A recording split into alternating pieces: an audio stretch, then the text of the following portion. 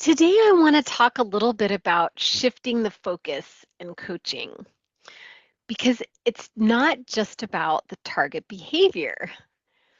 This introduction will lead us into the 4 tasks of motivational interviewing, and then we'll spend a little bit of time on each task. This visual represents an education type approach. For years, I felt like my role in facilitating change was to educate. Helping people meant narrowing things down to the target behavior and from there setting a goal. What do they want to achieve?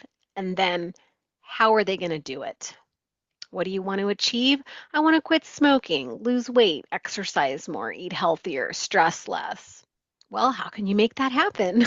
Let me teach you all about it, and then we'll set a SMART goal: specific, measurable, achievable, relevant, time bound. Sound familiar?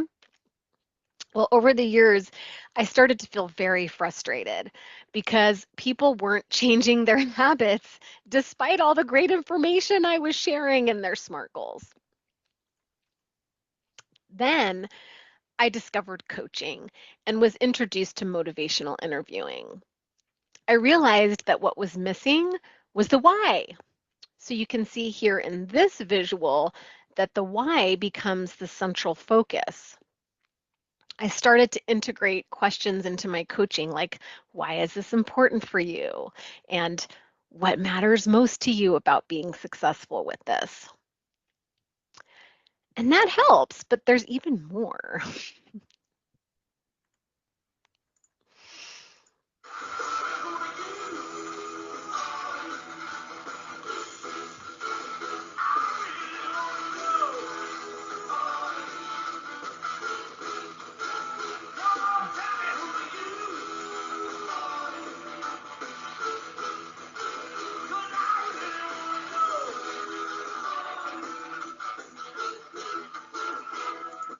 So, aside from having one of the greatest drum solos of all time, that song by The Who reminds me of a conversation I had with my awesome colleague, Elisa, who is also a member of MINT, the Motivational Interviewing Network of Trainers.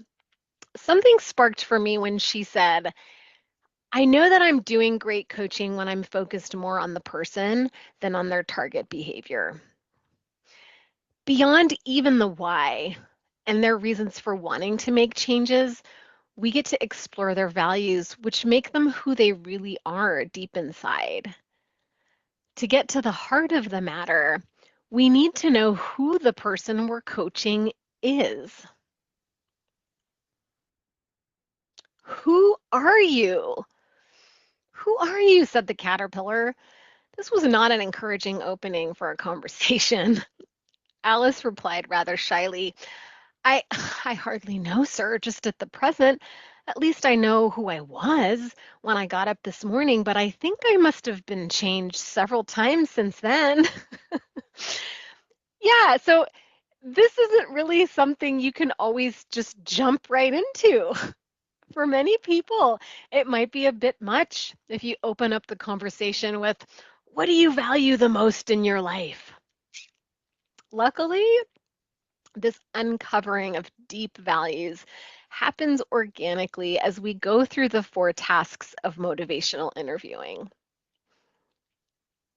Here are the 4 tasks and the questions that capture the essence of each task. Engaging, can we walk together? Focusing, where are we going? Evoking, why would you go there? This is where we really get to the heart of it all, the why and the who are you. We want to spend a whole lot of time here. It really is the most important piece. And finally, planning. How will you get there? And you don't have to get to this for it to still be great. So coming up, we'll explore these tasks individually, the relationships between them, why evoking is the largest, and why planning is optional in motivational interviewing.